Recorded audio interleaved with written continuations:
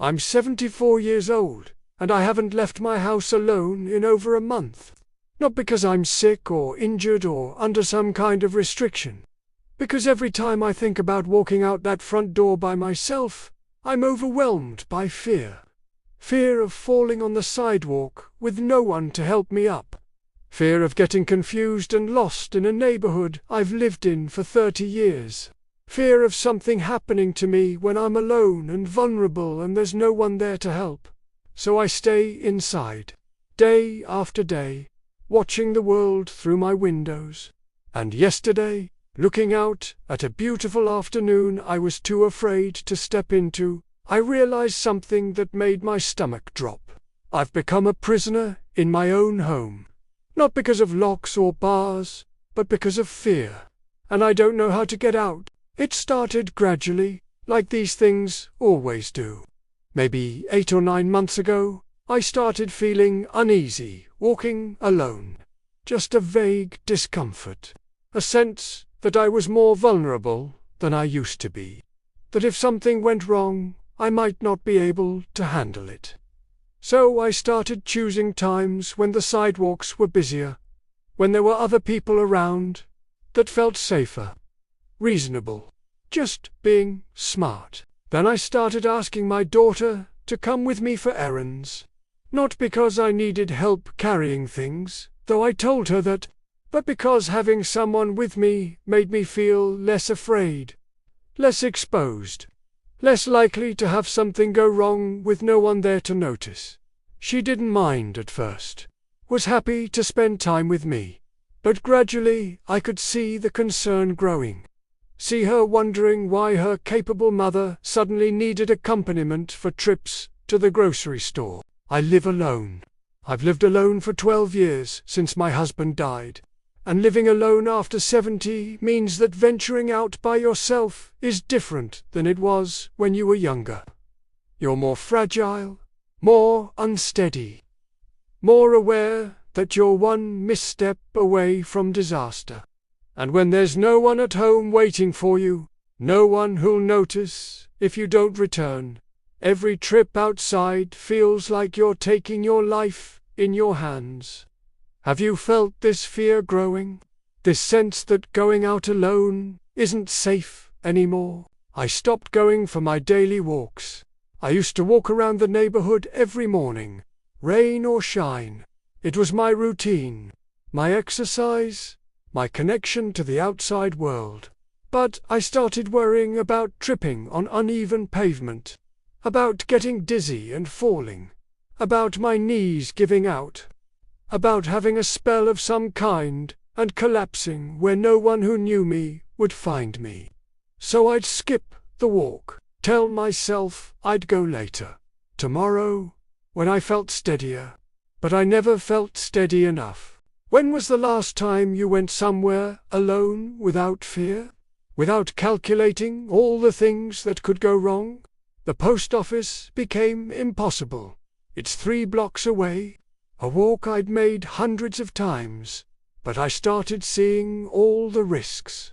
The street crossings, the curbs, the other people who might bump into me, the possibility of getting disoriented.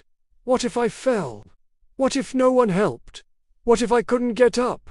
What if I hurt myself and couldn't make it home? The what-ifs multiplied until they drowned out everything else, and I'd just stay home and let the mail pile up. I stopped going to church, stopped meeting friends for coffee, stopped doing anything that required me to leave my house alone, and people noticed. They'd call and ask why I wasn't coming round. I'd make excuses, not feeling well, too busy, maybe next time. But the truth was, I was terrified. Terrified of being out in the world without someone to protect me, to help me, to keep me safe. My son came to visit and asked point blank why I hadn't left the house in weeks. How did he know? My neighbor had mentioned it, had expressed concern that she never saw me anymore, that my car never moved, that I seemed to have disappeared inside my own home. And I couldn't lie to him. I just admitted it, that I was afraid, that going out alone felt dangerous. that I couldn't make myself do it anymore. Do you find yourself isolated because the fear of going out is stronger than your need to be in the world? He asked what specifically I was afraid of, and I couldn't really articulate it. Everything, nothing. Just a general sense that bad things happen to elderly people who are alone in public. That I was vulnerable in ways I couldn't protect against. That the world outside my door had become hostile territory where I couldn't be safe without someone younger and stronger beside me. We tried going out together, just a walk around the block. And even with him right there, I felt panicked. My heart was racing. My breathing was shallow. I kept looking at the ground, watching for anything I might trip on. Gripping his arm so tightly, he asked if I was okay. And I wasn't okay. I was terrified. Of the sidewalk and the curb and the other people and all the things that could go wrong, even with help right beside me. That's when I realized this wasn't just caution or reasonable fear. This was something else. Something that had crossed from being careful to being paralyzed. Something that was stealing my life, one avoided outing at a time. Because staying home felt safe, but it also meant I wasn't living, wasn't seeing anyone, wasn't doing anything. Just existing alone in my house, afraid of the world beyond my door. My doctor said it had a name, not a disease, but a condition. Extreme anxiety about being vulnerable in public. Common in elderly people living alone, especially those who'd had falls or close calls, or who'd witnessed other older people having accidents. The fear becomes bigger than the actual risk, becomes so overwhelming that it traps you inside even when you're physically capable of going out. She suggested therapy, medication for anxiety. Gradual exposure to the things I was avoiding. Baby steps to rebuild confidence. But she also said something that stayed with me. She said that elderly living alone requires a baseline level of confidence to function. That if fear has taken that confidence away, I needed to address it urgently. Because isolation, real isolation, is as dangerous as any fall.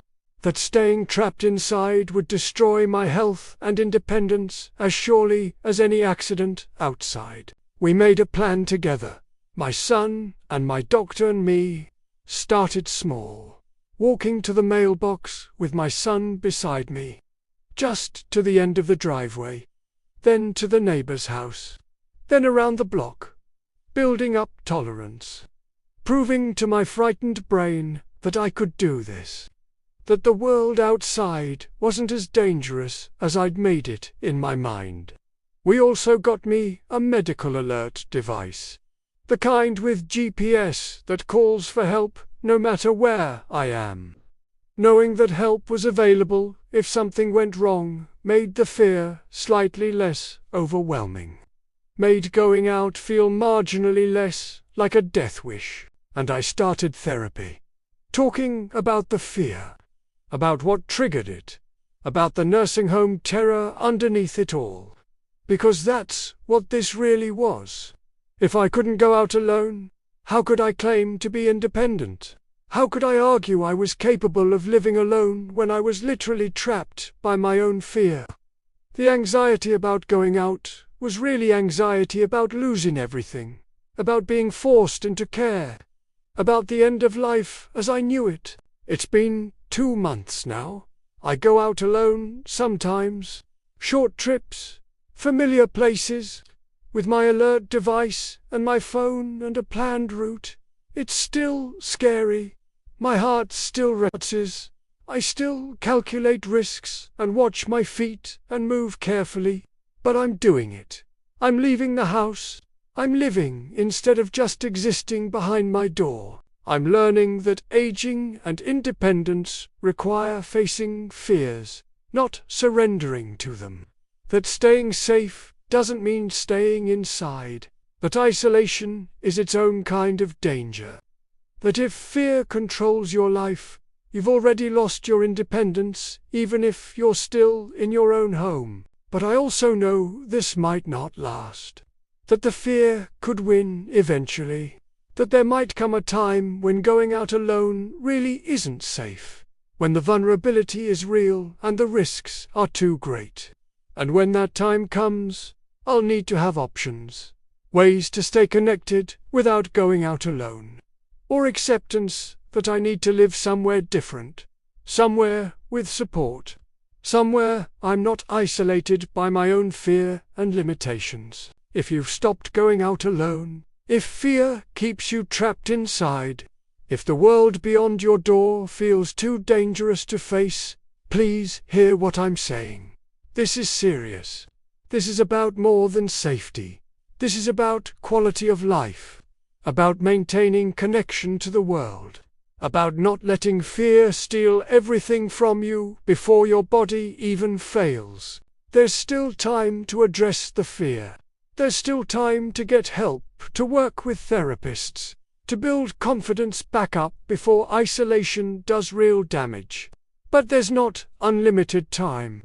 And waiting until you've been isolated so long you've lost all capability and connection, that's when you really lose your independence.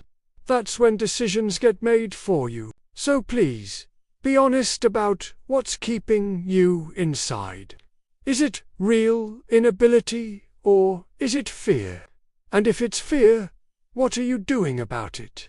Because fear, untreated, will trap you as surely as any physical limitation. And that's a prison you might never escape. If this resonated with you, if you're trapped by the same fear, I hope you'll subscribe to this channel. Share this with someone who might be isolated and afraid. Leave a comment telling me your experience, because you're not alone even when you feel like you are. Hit the like button if this felt real and honest. We need to talk about fear. We need to face it together. Real independence is having the courage to stay connected even when it's scary. And that's something I'm learning one frightening step at a time.